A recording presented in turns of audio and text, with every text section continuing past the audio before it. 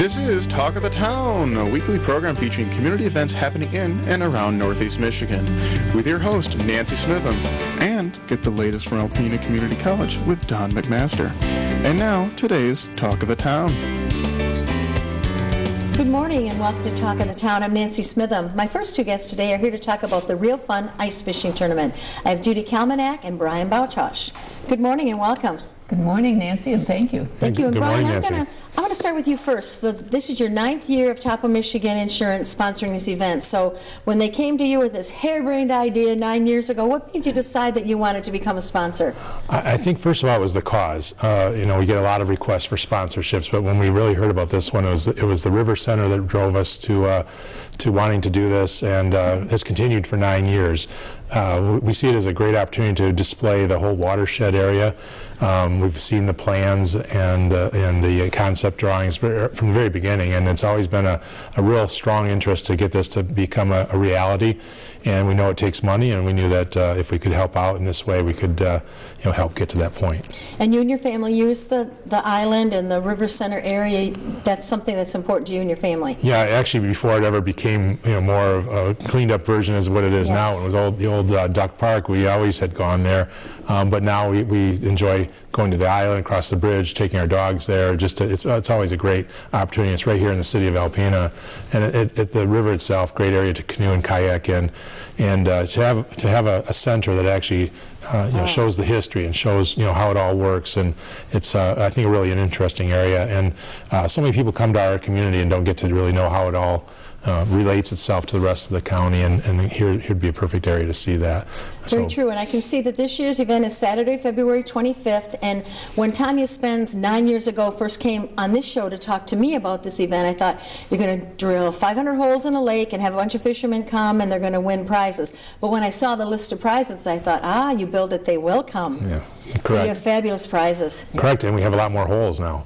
Yes, you do. I think it's going to be 1,200 holes this year. 1,200 holes. So. Amazing. And they're all drilled by the Walleye Club. So the Walleye Club is a huge supporter of the event in that they bring a lot of people to help with the holes, and they help with the event, the Festivus, the night before. So they're a great group of people. Yeah, and we've been, like I said, a supporter and main sponsor from the very beginning, but we do have a lot of sponsors. It couldn't be done without all of them, whether it be time, prizes, or just funds to help the cause. There are definitely a whole list of sponsors that help out, and it's nice to see all of them participate. And something that started about 3 years ago, I believe, is the Festivus. So, and that's the night before. So tell me about Festivus. Well, Festivus, I brought you a little You can hold that poster up for the young man at the camera to look at. All right. Hold it a little longer. That takes a little longer than that, but you can keep talking. The Festivus will be the night before, so it's on the Friday night, and it's at the Aplex upstairs. We sell 200 tickets, so there'll be 25 tables. This year it's going to be catered. We have kind of a little tradition starting in that we have a pasta bar. Yes. And the pasta bar became very popular the very first year that we did it, so we continue with it. And this year it is going to be catered by Fresh Palate. Okay. And Eric has put together a really interesting menu of pastas to go with the event. And he too is a sponsor, in that he's giving us a really good deal on the food for. And it's from 6 to 10, and it always sells out. So if you want a ticket, you need to get them in advance. And where do we get tickets? The tickets this year are available at Top of Michigan and the Chamber of Commerce. Okay. So next we're going to talk about the Real Fun Ice Fishing Tournament, and I'm going to hold this up while you tell me all the details. Okay. Well, the poster, of course, is self-explanatory. It lists all of our sponsors. And we've had a couple of new sponsors this year. Myers came on board this year as a sponsor, and we were very pleased to have them. They have been a participant since they opened in Alpena. And the rest of the sponsors, most of them are repeat sponsors. They have helped us out every year since the beginning for the most part. And the tickets are available, of course, at Top of Michigan. And the good thing about Top of Michigan sales is that people can use their credit card. Ah, very good. So a lot of people from out of the area call in, and they're able to use their credit card to purchase both Festivus and Real Fun tickets. And then this year we have a new place. Adrian's in Rogers City, so we've expanded up, and they are also selling tickets. Bucks and Clem's in addition to Top of Michigan Okay. and the Chamber are selling tickets. All right, so it's Saturday, February 25th from noon to 3 p.m., $25 for ticket, and first prize is a John Deere Gator. You know, it's a wonderful first prize. Right. It is. So what happens when we get there? We bought our ticket, we get there, what can we expect and what do we do? Well, Julie and I actually get there the night before, and we actually stay right there, and about 5:30 we hear rustling and people parking, and it doesn't start till noon, right? Noon Yeah, is the noon. shotgun start. But at 5:30, people are trying to get their spots in line so they can get the best holes. And that continues on all morning, and the lines just get bigger and bigger, and people are getting more excited. And then they get let out onto the ice and pick out their holes. They can buy multiple tickets, which Okay. would give them multiple opportunities. And then that shotgun goes off, and it's usually within a minute, and somebody's running with a fish. Right, immediately. And the wonderful thing about how you do it is you can get the second fish and get one of the nicer prizes, Oh, or you yeah. get the last fish and get one of the nicer prizes. So I love how you have it structured. And just, you don't have them on here, but give me an idea of what some of the prizes are other than the gator. Well, I think the important point about the prize is the size of the fish doesn't matter at Right, the point. So, exactly. as they come in, they can win big prizes like ice shanties and Ice augers, clothing, apparel. gift Augers, certificates. let's see, yeah, gift certificates, a TV. Walmart gives us a TV every year. Yes. And they, someplace down the line, the 100th person or whatever they decide on wins that prize. Wonderful. So there's opportunities. It's really about the quicker you get up there. So it's a mad rush for that first fish. And like I said, some of them are Really small. not really small, but it is fun. It's fun to see all that. So even if from a distance watching, it's a great opportunity. But a lot of people And have it's a lot of fun. definitely a family event. Bring your family. If, only Dad's going to be fishing. Bring your family. Still a lot of fun. And it's for a wonderful cause, so we can get our river center, make it reality in our community. And it is Saturday, February 25th. And for more information, best spot, call Brian at Top of Michigan Insurance. He's got all the information. Well, Julie actually has more than I do, but I just want to, quickly, if I can, is that there's free hot chocolate. Oh, yes. Top of Michigan provides it all day long, but Food for a Cause is there with burgers, hot dogs, coffee, soda, different things like that. So when you mention it's a family event, Yes. you can make a whole day of it because the fishing is only from noon till 3. So it's not going to take the entire day. Right. It's prime time. The sun's hopefully out, and it's a fun time on the ice. And there's tents, so you can get warm, too. Yes. All right, thank you both very much. If you need more information, www.icefishingalpena.com. Thank you very much. both for being here. Thank you, Nancy. I'll be right back with some information from Besser Museum following these messages. Hi, welcome back. I'm with Kat Tomaszewski from Besser Museum. Good morning, Kat. Good morning. Now, yesterday you had a wonderful reception for a new exhibit that's coming at the museum, and I understand it was fabulous. Yes, we are really excited. It is an exhibit by Janet Young and Bob Young, and it chronicles the history of Presqu'île all the way back from the late 1700s, early 1800s, up through the vintage resorts of Grand Lake, and it's really, really great. Bob Young is quite an artist. He is. And he illustrated, Janet has 2 books that came out. Janet is an excellent writer, and I've had the Yes. privilege of working with her multiple times. And I know just as I was preparing to publicize the exhibit, I picked up her book, Grand Lakes Vintage Resorts. Hold it up for just a second so we can all see it. Yes, and I picked it up just to read a small excerpt on the Fireside Inn, and before I knew it, I was halfway through the book. It's amazing. She just has this excellent way of writing that she uses personal stories and newspaper clippings and just a whole slew of sources, but the way she writes it, it's like you're talking to the person. You're there. You are. And so by the time I got done with that chapter, I felt like I knew the people who started Fireside Inn. I understood why they started it and their passions. It was really, really neat. It's very personal. And so Bob Young, her brother, illustrated this book, and I have some illustrations that I brought along to share with show you. us those, please. And it also shares some with a place called Presqu'île. It's another one of her books that Okay. is featured in the exhibit. Okay. So we have right here a really great picture, and it's captioned, "First-rate fishing lured vacationers to Grand Lake in the early 1900s. It was not unusual to catch as many as 80 fish before breakfast," Wow. believe it or not. "This smaller stringer of fish is hanging from one of the Birch Hill Hotel's Lyman rowboats." And the Birch Hill Hotel was a family hotel in Janet's family. Okay. And so her whole series of books started because she promised her grandmother that she would write the history of the Birch Hill Hotel. Okay. And then it turned into a series of 4 books. Another one we have here is an ink sketch by Bob Young. The Harbor View Hotel at Presqu'île Harbor began as a commercial fishing community in the early 1900s. The fishing tug Cisco, pictured here, moored at the harbor's dock. Today, the Portage restaurant stands on the grounds of the former fishing business and hotel. Wow. And this one really, I was drawn to this one because this reminds me of my childhood on Grand Lake. Several of Grand Lake's vintage resorts catered to families. Young visitors to the Northern Lake simply enjoyed their summers exploring the pristine bays in the Lyman rowboat. Okay. And here we have one of the Grand Lake Hotel. In 1915, tourists vacationing at Grand Lake landed at the Grand Lake Hotel's boathouse dock to attend dancing parties and to indulge in beverages at the hotel's pavilion. It's a wonderful place. It is. And now this one, we've got the Presqu'île Lodge, which is really, really historic. Yes. And it opened in 1920, and this lodge, along with the Fireside Inn, are the only 2 of the original 5 resorts that are still in operation today. Amazing. So we're really excited to share this exhibit with the community. And if someone's interested in the books, you have those for sale there? Yes, we have both of these books in our gift store.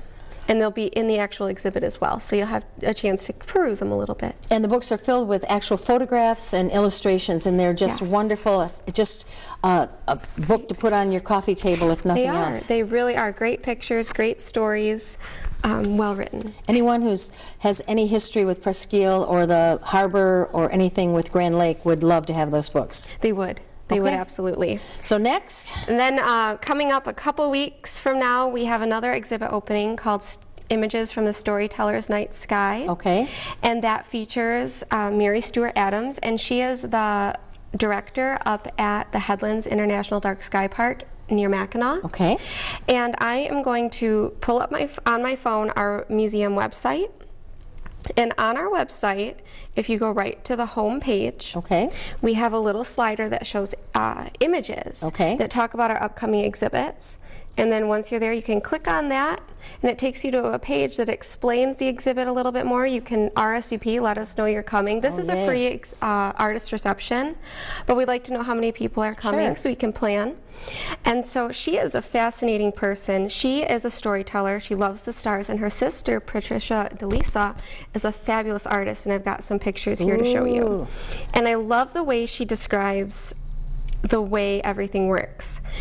In her words, our celestial world is like a mighty living book that can be read from nearly every angle of human endeavor. Through the telescope of the scientist, the calendar of the agriculturist, the horoscope of the astrologer, the records of the historian, and the rhythmic lines of the poet. Approaching the cosmos through the lens of a storyteller awakens the moral and cultural imaginations that are needed in order to inform and infuse the scientific research and in discovery of our age with a soul-satisfying quality. Wow.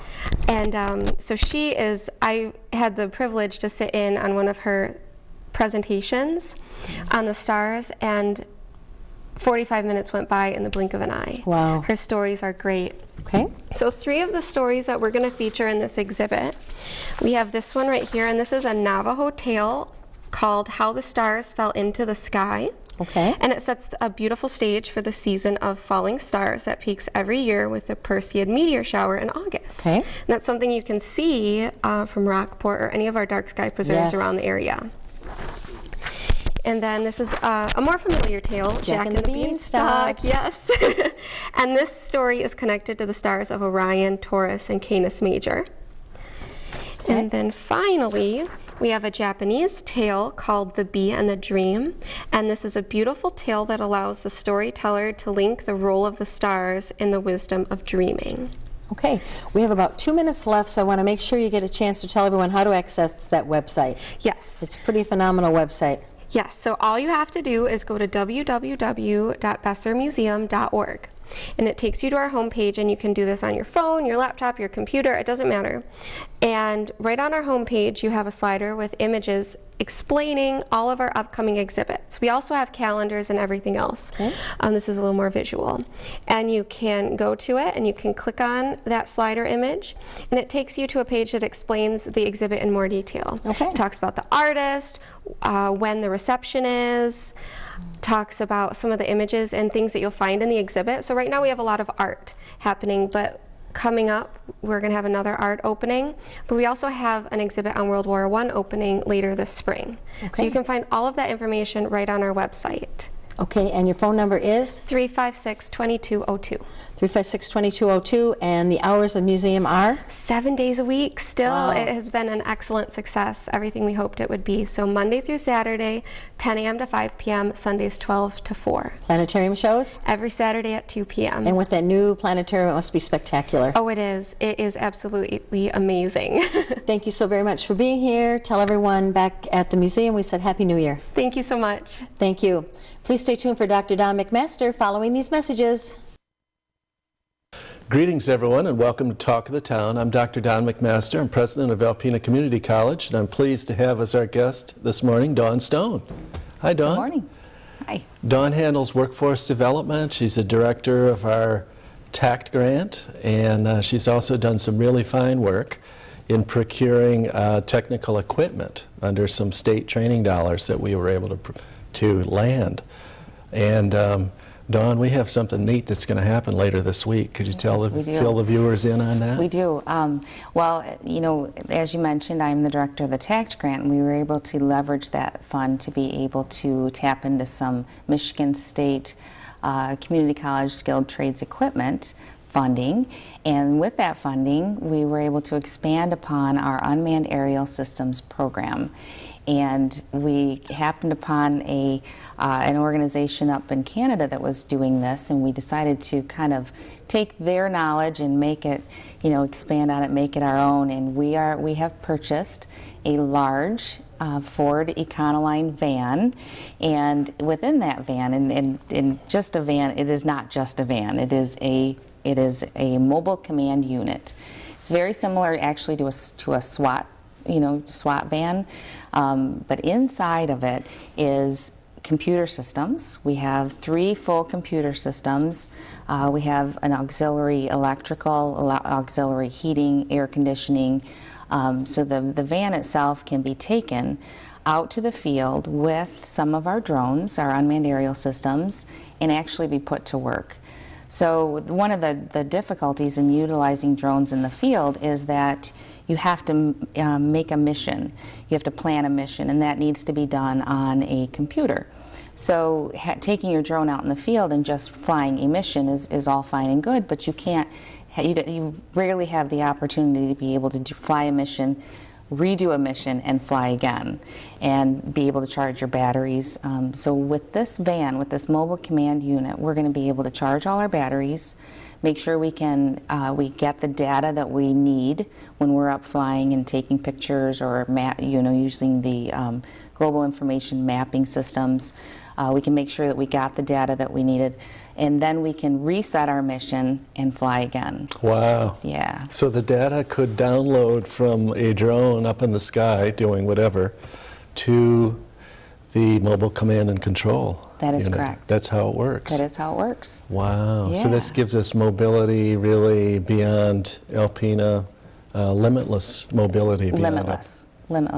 One of the industries that drones are being used in most effectively is in agriculture. So you can take the drone out, you can map a grid, and you can fly the field and be able to create a map of the field. That is in theory a pretty easy event. Unfortunately, things are, with technology are never easy, and often you have to do the reset, you have to do the recharge, and normally you need to come back to the office, come back to the classroom, do all the reset, and then go back out. With this unit, with this mobile command unit, we can go out once, we can fly it, make sure we've got what we needed. If we didn't, do the reset, fly it again. So the efficiency is fantastic. And another industry, of course, is the utilities. and going out and flying and checking lines, checking poles, checking transformers, those kind of things. And the communication ability between the drone and the mobile command unit, and then perhaps the repair people, the folks who, the utility workers who will go out and do the repair, can be seamless and hugely efficient. Very neat. Yeah. Very neat. So we're looking forward to it's on its way across the UP as we speak. Yes, it is. Let's hope it gets through the snow. I'm sure it will. It's quite a piece of equipment there. So you had referenced there's a lot going on in this area, and some of it is we see in the news and the press, and a lot of it is kind of under the radar, so to speak. But you had referenced our drone platforms, and I think that's something probably folks don't know about. And could you explain to us a little bit? We also use some of that state equipment fund to purchase 4 large platforms. We bought a fixed wing with a mapping camera on it. So the fixed wing is used most effectively and efficiently mapping large areas, mapping fields. We also bought 3 quadcopters, and those are of varying abilities. So we've got a real small one that has a great still camera on it, which is just to go up and take pictures, but it's got a longer battery life. It has higher technology abilities to be able to operate in inclement weather. We've got a very large quadcopter that can carry up to 20 pounds. And so that one we will be able to test and utilize different types of payloads. The payload is the thing that Yes. does the work under it. And then we've also got a regular sized quadcopter that has a very nice infrared camera on it. So. Yes, and infrared cameras are pertinent for what? Those are mostly pertinent for utilities, because it can see the heat loss or within a system, within a utility system. It can also be used in search and rescue, because it can look for things like hot spots at house fires. It can, or forest fires. Or lost people. Or lost people. Yeah. Interesting. Yeah. So, and recently, you folks, your team developed with FAA guidance a pilot certification course. We did, and we delivered our first course this fall, or in November and December, and we have now trained a couple of instructors, a couple of staff, including the utility instructor, to be ready to test for FAA certification. So just to back up a little bit, in order to fly a drone for commercial purposes, you have to be licensed through the FAA. And so we are preparing people to be able to take that FAA test. I don't think a lot of people understand that if you're going to use it for money, as money, at work, for work, commercially, you have to be licensed. And so we're going to provide that service. We are providing that service to be able to help people prepare for that FAA test, because the content is very challenging. This wasn't a 30-second fill in the blank multiple choice? No, it definitely wasn't. The depth of aeronautic knowledge that you need to have to be able to pass this test is pretty intense. Cool. So, yeah. Well, Dawn, thank you, and thank you for your Absolutely. efforts. It's great to see this all begin to take shape and the fruition of procuring all this equipment, which was not easy. And well done. And thank you. And thank you, folks, for watching Talk of the Town. We'll see you again next week. This has been Talk of the Town with your hosts, Nancy Smitham and Don McMaster. For a list of events taking place in Northeast Michigan, please visit our website at wbkb11.com and click on the community link. This has been a Thunder Bay Broadcasting Corporation production. The Talk of the Town furniture and set design are provided by Young Appliance Art Van Furniture on US 23 South in Alpena.